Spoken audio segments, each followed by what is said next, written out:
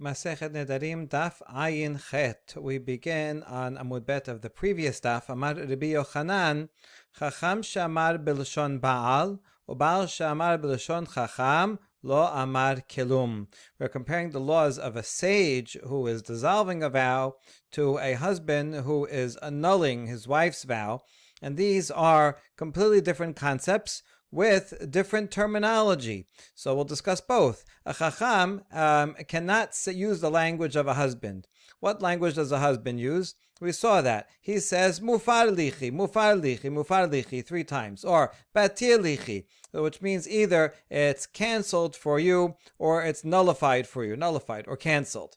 That's his language. Now, when a husband nullifies a vow of his wife, the leniency is he doesn't need a reason.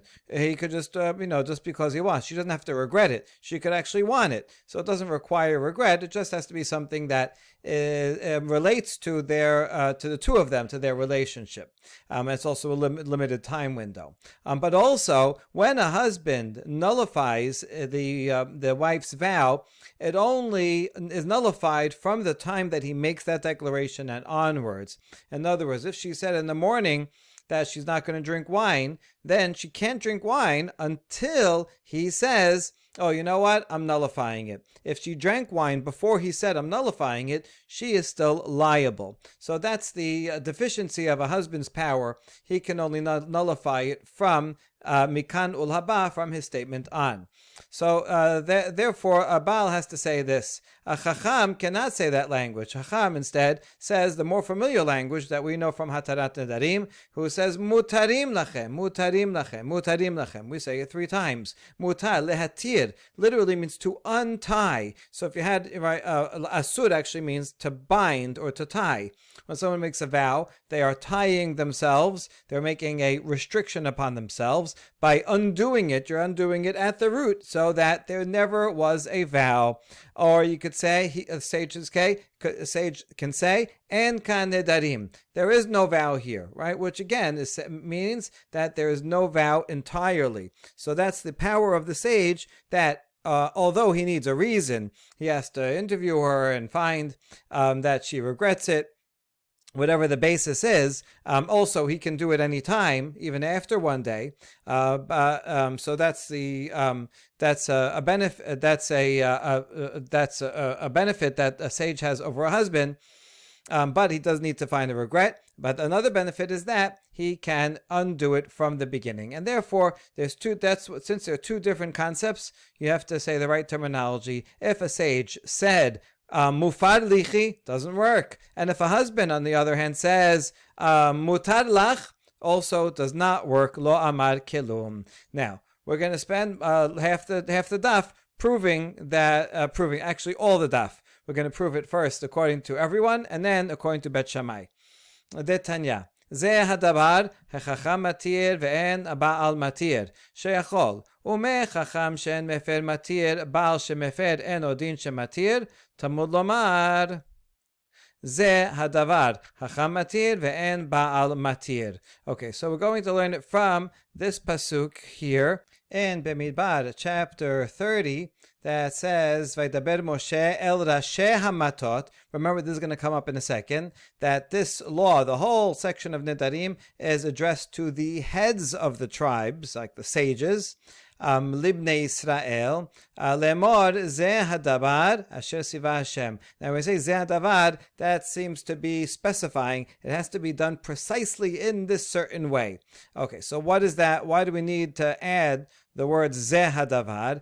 Because to establish that a chacham can do hatarat nedarim and a husband cannot. Because I might have thought, kavachomer, a sage who cannot mefer, he cannot annul a vow like a husband does, yet he can be matir. Then a husband who can be mefer, doesn't that sound like he's more powerful? So all the more so, he can also be matir. Now this is not a reasonable kal vachomer, because these are 2 different categories. So in what sense are you comparing them to just because a husband can do something that the sage can't do, doesn't mean that a husband can do everything the sage can do. So really it's here for just a rhetorical setup. as the Rishonim already say. Okay, but anyway, the point is that therefore we learn Zeh Hadavar, that has to be done in that specific way. Chacham can do Hatarat Nedarim, a husband cannot do Hatarat Nedarim. Okay, and that's one Braita. So now we learned one in one direction. Tanya idach, another direction. Zeh Hadavar, Baal Mefer ve'en Chacham Mefer, Sheyachol. Uma Baal she'en matir mefer, Chacham shematir, en odin shemefer. This also says the word Zeh Hadavar. It's the same words. We're going to learn something else from it. And we're going to learn that a husband can annul, but a chacham cannot annul. Because I might have thought, a husband who cannot do hatarat nedarim, but yet he can annul. So a chacham that can do hatarat nedarim, all the more so, he can annul. And maybe I would think a chacham can do both. That's why it says Zeh Hadavar. Only a husband can do hafarat nedarim, and a chacham cannot annul the vow. Baal mefer and chacham mefer. Okay, good. So now we learned from this Zeh Hadavar, each one has his own path, and they cannot mix, they cannot use each other's terminology. Now that we brought this Zeh Hadavar, we're going to continue in the Braita that finds another Zeh Hadavar. Ne'emar kan Zeh Hadavar, ne'emar lehalan Zeh Hadavar b'shchutei chutz, regarding slaughtering animals outside of the Kodesh, outside of the Mishkan. So this, we're going to make a Gezerah and learn one from each other. Here's how it works. Let's look at that set of Pisukim. This is in Vayikra Yud Zayin. Notice in this context, the law is addressed not only to Aaron and his sons, but to, who are like the sages, the chiefs, but also to all of Israel. This is for everyone. Okay, and what are you going to tell them? Zeh Hadavar, tell them this. So we have the phrase Zeh Hadavar, which means something very specific. So we're going to see what we learn from it. Okay, here's the basic law. Anyone from Israel that does shechita on an animal, and machaneh or outside the machaneh, and doesn't bring it to Ohel Moed to make it a sacrifice, then he is liable. Okay, so that was the law. That if you have the rabbis learn that this is not talking about any animal, but a consecrated animal. If the animal is consecrated, then you have to do shechita as in the Ohel Moed, or in the Bet HaMikdash, later when there's Bet HaMikdash, and you have to offer it as a sacrifice. All right. Now, so this law, let's see what the comparison is.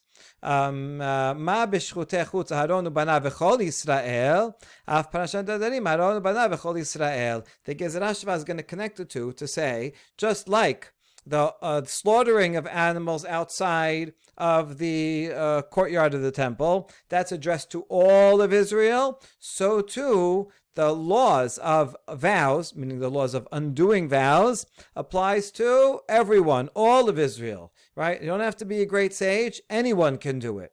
Okay, that's one we're going to learn.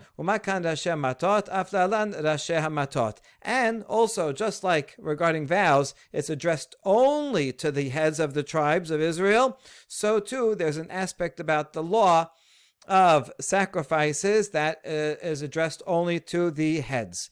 So now it's going to explain what we're talking about.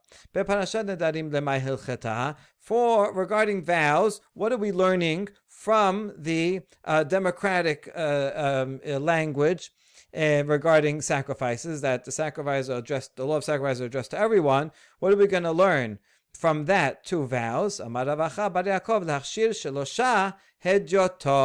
Oh, this is to tell us that you can use 3 laymen. That's why it says all of Israel. You don't have to be part of that upper elite of learned people, of sages. Any 3 hedyotot, again, comes from the Greek, which is the same as the source of the English word idiot, but it doesn't have the same negative connotation. It just means someone who is not a professional. So you can use any 3 hedyotot. That's what we're transferring over from the laws of sacrificing outside, which is applied to everyone, so 2 vows can be undone by everyone. Now we ask, hold on, but you're not going to let that context undo the very context in where vows, where it says only the heads of the tribes. That sounds like only the sages. That's to teach us that if a person is an expert sage, then you don't need three, he can do it by himself. So you see, we need both contexts. The context regarding vows, where it says only someone for the head of a tribe, that teaches that a sage can undo a vow alone. And the Gezerah Shavah context regarding sacrifices, so addressed to everyone, tells you that if you have three people, then even a layman can be part one of three judges to undo vows. All right, good. So now we know what both Pesukim are teaching to vows. But why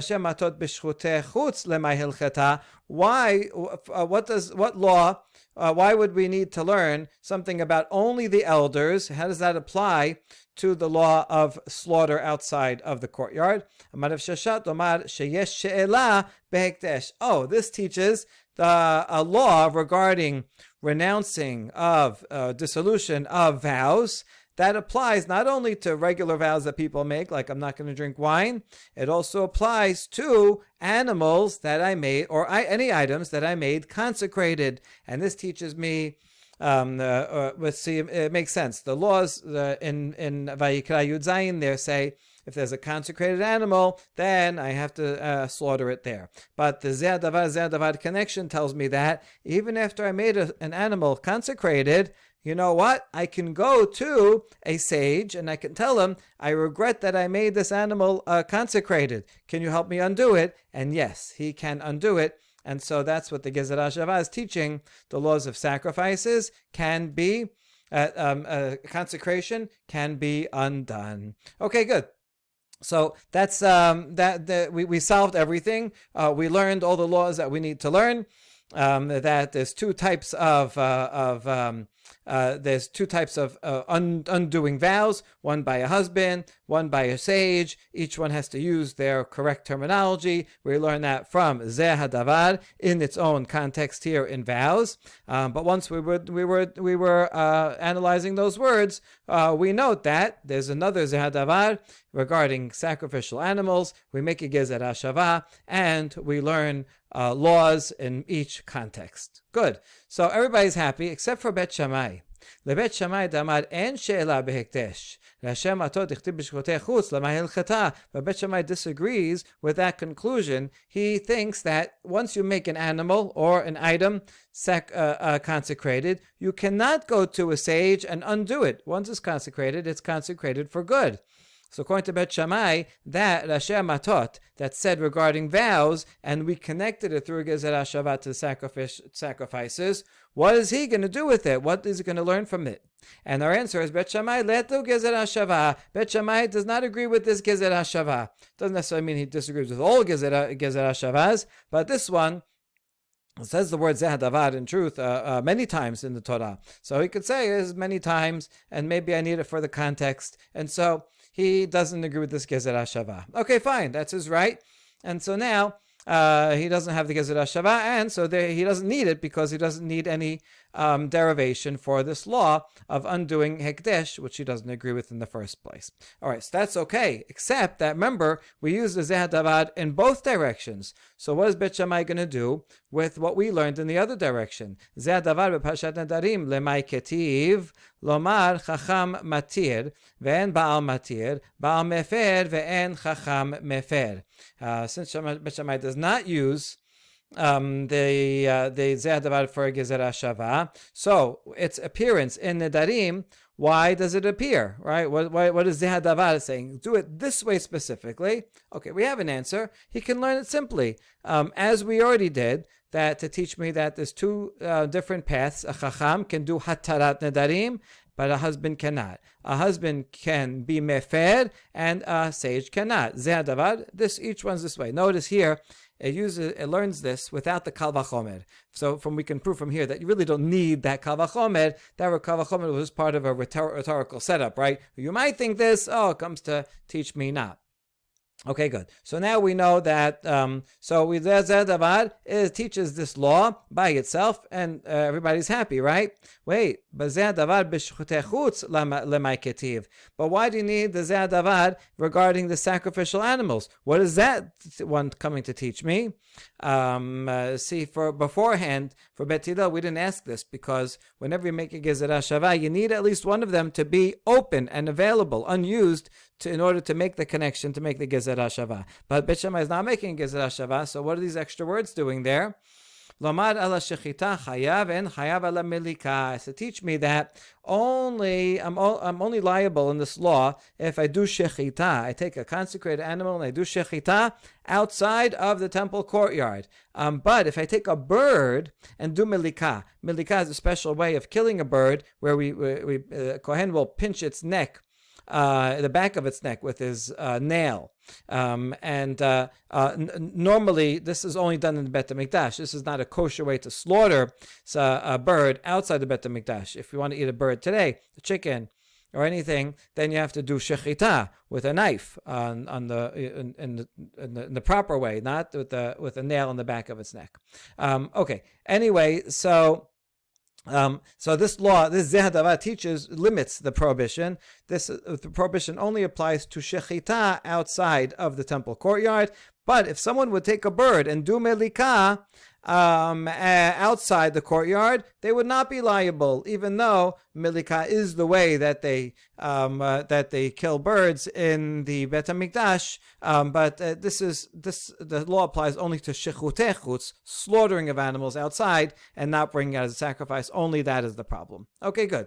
So Bet Shammai dealt with the two zeh davar and zeh davar, and he has no gezerah shava. Still one problem left over. But how does the Bet Shammai know that you can use three lay people as a betin to undo vows?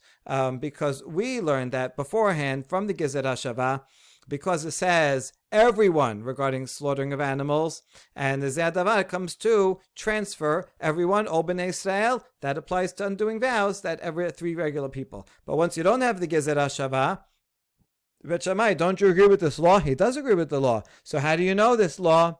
No, he has a different derivation. It's going to be the following lengthy derivation. But a very interesting one. So pay attention. Tichtiv, Vaydaber Moshe et Moadei Hashem el bnei Israel. This is Vayikra 23, which lists all of the holidays. We read this section on the Chagim.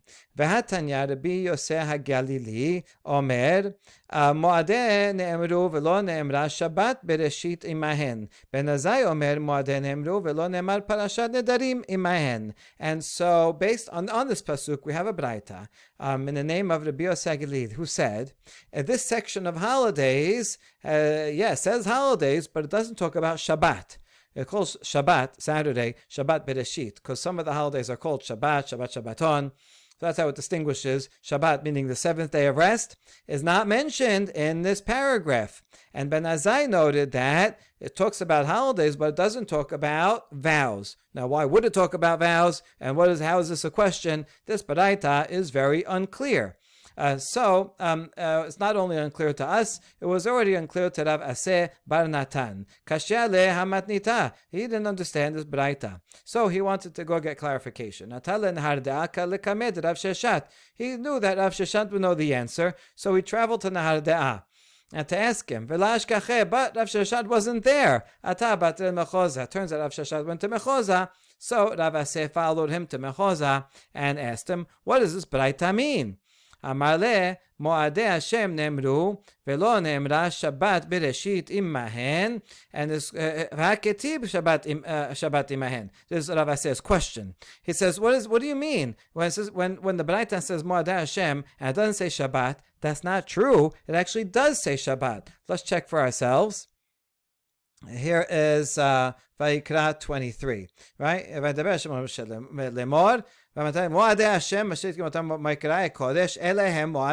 Here's a list of all the festivals of the year, and look what it starts with. Shabbat, Shabbaton, Mikra Kodesh. This is talking about Shabbat Bereshit. Now it's true. Then afterwards it continues and says Ele Moadeh, and it talks about Pesach and all the holidays. So what does Rabbi Yosef Galili mean here when he says that there's no Shabbat? There is Shabbat right here, and was about okay. So that's one question I have. Vitu.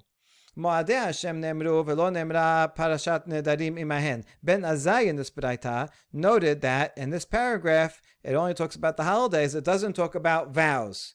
Why would it talk about vows if it's talking about holidays? That's not clear. But anyway, but it does talk about vows right next to it. Look back at Vayikra.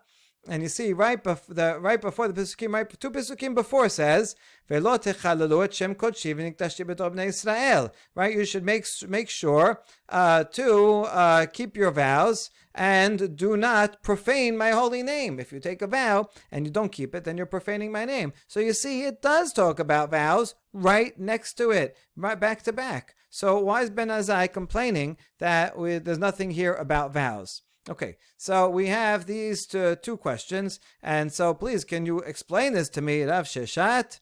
And he does. Amar le hachi katane. This is what this Baraita means to say.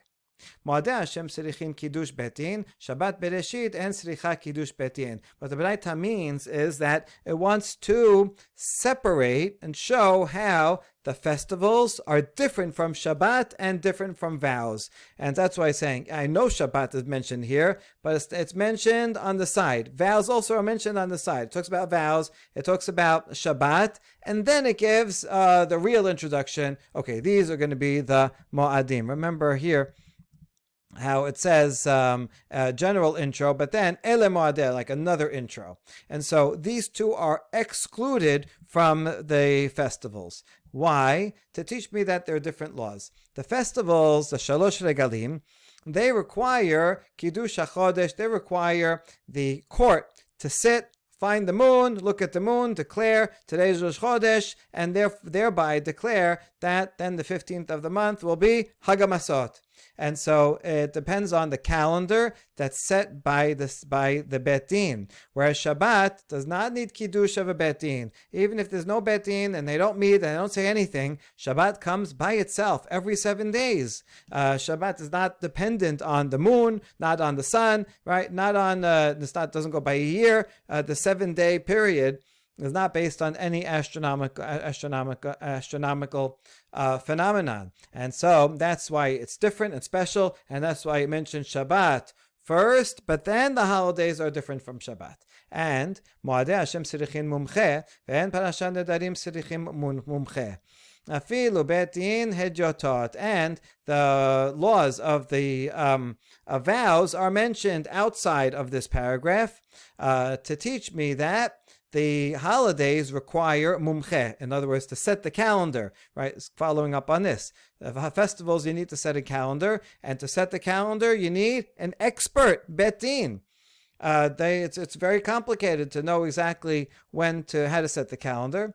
Whereas vows are excluded from this law. They do not need expert sages. Even the hejot could do it. There you go. Bet Shammai is relying on this whole derivation to find, you don't need the Zehadavar, Gezerah Shava. We can learn from this Baraita, from the structure of the laws there. That's how we know that 3 Hedyotot can do it. Okay, we ask about this. Parashat Nedarim, Matot Ketiv. How come regarding vows, then, it does say only the heads? Why doesn't it say everybody? That's to teach that if regarding vows, if you have an expert, then he can do it alone. And this derivation we saw before teaches that that if you have 3, then they can be even lay people. All right, good. So now we solved everything according to Bet Shammai as well. One last law, and we finished the daf. Amar Rabbi Chanina, hashotek al menat lemekat.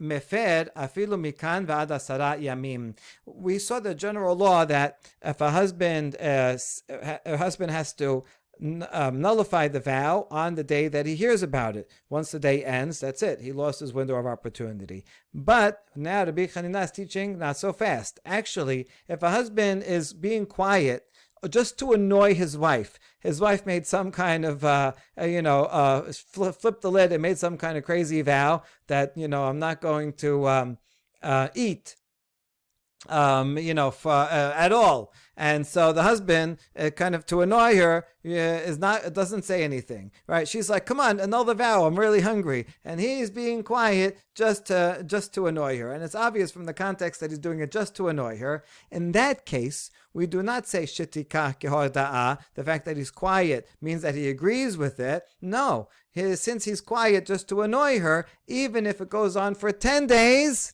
He still has a right to annul it, even after 10 days, right? Because it's all depend on his mindset and the context. And so if he is quiet because he agrees with it, then that's it, only till the end of the day. But if he's quiet because he is planning on annulling it, he's not going to let his wife starve to death, right? He's planning to annul it. He just wants to play it out for a little bit longer, but he has in mind to annul it. Then he can annul it even days later. Mativ Rava, Emata Yamru Meta Baal Nitrokena Reshut La'av. Bizman Shelo Shama Baal, O Shama Veshatak, O Shama Vehefer, Umet Bo Bayom. Aval Shama Vekiyem, O Shama Veshatak, Umet Bayom Shel Acharav, and Yachol Afer. We have a challenge to Rabbi Chanina from the following Braita that we've already learned. The Braita says, when do we say that once a husband dies, then the right to nullify it goes to the father, right? We're talking about a na'ara me'orasa, where when they're both alive, they both have to agree and annul it. But when the groom dies, then the father gets the full right. That's only true if the husband, while he was alive, either did not hear about it, or he heard about it and didn't say anything, or he heard about it and undid it. Right? Remember, we have to fix the language here as we did before. Either he heard it, shama vehefed, he heard about it and he annulled it, or he heard about it and he was quiet and he died on that very day. So in all those cases, he either didn't hear it, annulled it, or didn't get a chance to annul it, but it was the same day. In all those three cases, the father can then annul it for himself and annul it for the groom, and it's annulled. Aval shama v'kiyem o shama v'shatak umet bayom shel acharav and yachol lafer. But if the husband heard about it and ratified it and then died, or he heard about it and was quiet and died on the next day, so then once the time period ended, so by the day ending, that's also means as a ratification. And then since the husband ratified it before he died, or the day ended before he died, the father no longer can nullify it. That was the Braita. Here's what we ask. When it says here that he was quiet and died the next day, isn't it a case that he was quiet only because he wants to annoy her, but really had in mind that he's going to annul it? And what we see here is that even though he had in mind he's going to annul it, and nevertheless, once the day ends, that's it. The time period, the window of opportunity closes and cannot go on. That's a challenge to the Bichanina. And the answer is simply, Lo b'shotek al menat lekayem. No, it could very well be that he's quiet because he wants to ratify it. He's quiet because he likes it, right? Who told you that he's quiet because he wants to annoy her? Okay, so there's no problem. But there is a problem. In that case, these two things would be the same. It says he heard about it and ratified it, or heard about it and what? Ratified it in his mind, but just didn't say so because he wants to annoy her. That's basically the same case, and therefore wouldn't have to say both of these cases. Ela bishotek setam. Rather, it's an in between. He was quiet and without any intent. He didn't think about it yet. He didn't decide what he's going to do yet.